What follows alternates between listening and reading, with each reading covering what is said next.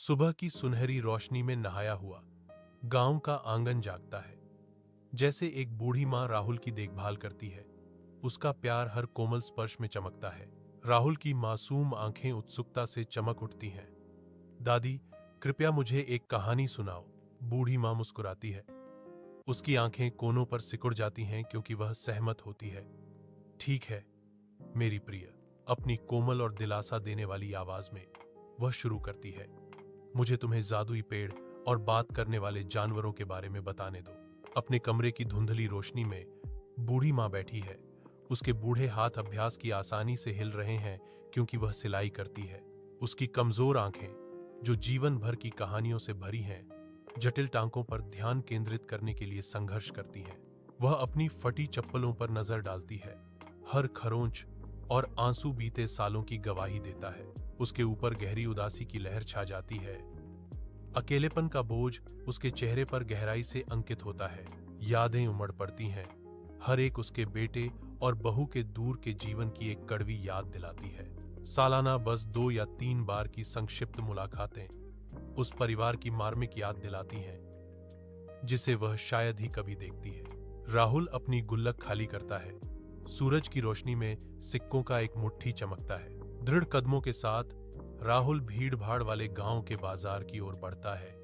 धूल उसके छोटे पैरों के चारों ओर घूमती है। जूते के स्टॉल पर चमड़े और रबड़ की तेज गंध से घिरा राहुल पूछता है, कृपया मुझे मेरी दादी के लिए सबसे अच्छी चप्पलें दिखाओ। राहुल ध्यान से चप्पलों के प्रत्येक जोड़े की जांच करता है। उसकी भौहें एकाग्रता में सिकुड़ जाती हैं क्योंकि वह तलवों की जांच करता है। ये उसके लिए सबसे आरामदायक लगते हैं, वह घोषणा करता है। पुरानी माँ के कमरे की शांत शांति में धुंधली रोशनी में छायाएं नाचती हैं। राहुल धीरे से प्रवेश करता है। उसकी हरकतें शांति भंग न करने के लिए सावधान है। कोमल देखभाल के साथ वह दादी के बिस्तर के पास नए चप्पल रखता है, जो प्यार का मूक समर्पण है। वह रुक जाता है। उसकी निगाह दादी के सोते हुए रूप पर टिकी रहती है। उम्र और आराम का एक शांत चित्र। राहुल के चेहरे पर एक हल्की मुस्कान है, जो अपनी दादी के लिए उनके स्नेह और प्यार को दर्शाती है। सुबह की धूप कमरे में एक हल्की सी चमक बिखेरती है। बूढ़ी माँ को एक नए दिन के लिए जगाती है।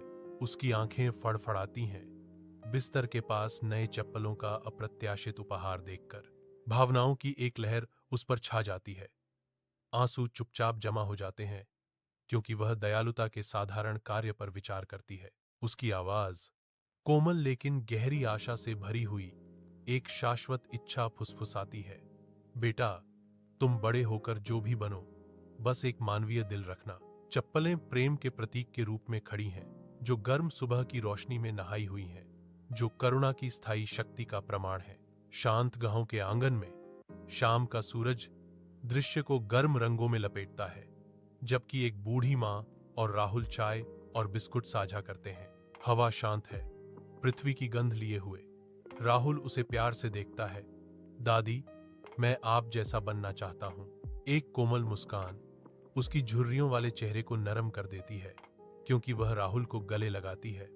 पीढ़ियों के बीच एक मौन समझदारी से गुजरती है। उसे एहसास होता है कि कोई कितना भी बूढ़ा क्यों न हो जाए, सच्चा प्यार हमेशा नई पीढ़ी में अपना रूप ढूंढ लेता है।